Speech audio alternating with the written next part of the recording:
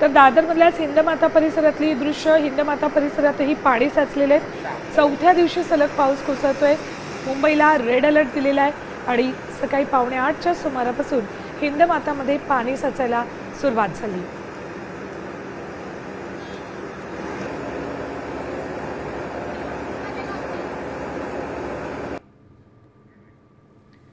हिंदमाता परिसरामध्ये प्रचंड प्रमाणात पाणी रस्त्यावर साचायला सुरुवात झाली आहे। त्यामुळे इथून वाहनं काढताना सगळ्यांनाच थोडी कसरत करावी लागते। थेट जाऊयात, आमचे प्रतिनिधी गिरीश कांबळे आपल्या सोबत आहेत। गिरीश, हिंदमाता परिसरात पाणी साचलेले आहे, त्यामुळे वाहनं काढताना मोठी दमछाक होते, पण सततच्या पावसामुळे वाहनं बंद पडण्याच्या घटनाही घडतात। काय आत्ताची तिथली परिस्थिती आहे?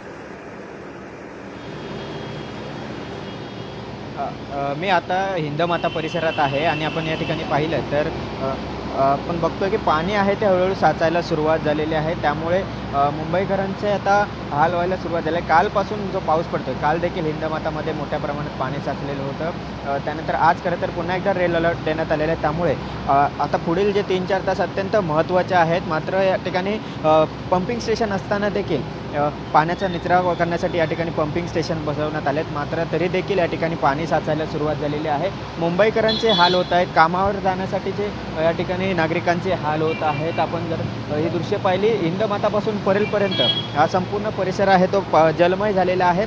आपल्यासोबत काही इथले स्थानिक आहेत ज्यांना कामावर जायचं नाही आहे, कारण पाणी साचलं, कामावर जाण्यास अडचण येते।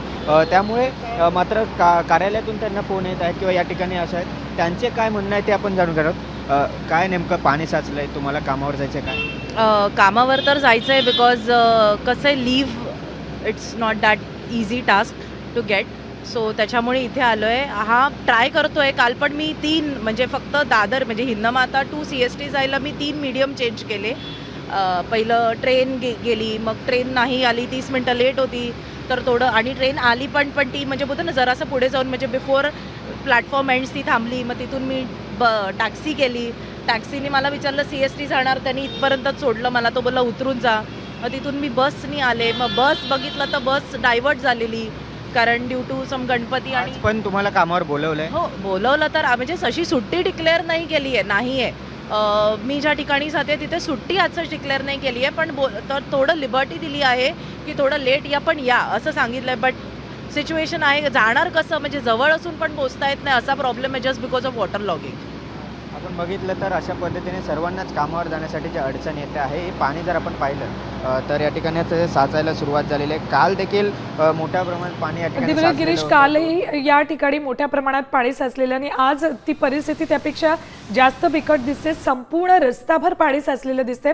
अपडेट वेळोवेळी तुमच्याकडनं घेत राहणार आहोत। सध्या स्वतःची ही काळजी घ्या। धन्यवाद संपूर्ण माहितीसाठी। तर हिंदमाता परिसरातली ही दृश्य आपल्यापर्यंत आमचे प्रतिनिधी गिरीश कांबळे पोहोचवत होते। तर इथून ऑफिसला जाताना अनेकांनाच मोठी कसरत करावी लागते।